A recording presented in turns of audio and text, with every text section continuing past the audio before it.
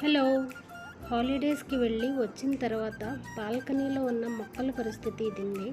ఈ కుండీలో క్లాత్లు వేసి వెళ్ళాను. ఆ వాటర్ అంతా అబ్జర్వ్ చేసుకుని డ్రై అయిపోకుండా ఉండటాని కోసం. నేను వచ్చేదాకా పక్క ఫ్లాట్ ఆవిడ వాటర్ పోసారు కాబట్టి ఈ మాత్రమన్నా ఉన్నాయి.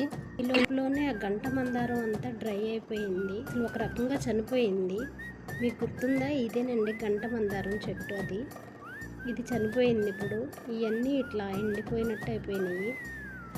కర్బూజా సీడ్స్ వేసి వెళ్ళాను ఈ కుండీల్లోని. కర్బూజా సీడ్స్ మొక్కలు చిన్న చిన్నవి వచ్చినాయి.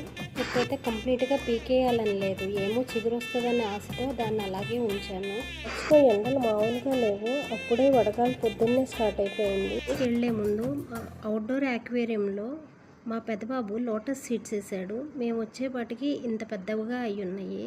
దీనిలో ఫిష్ ఆకుల కింద దాక్కుంది. Okay, bye.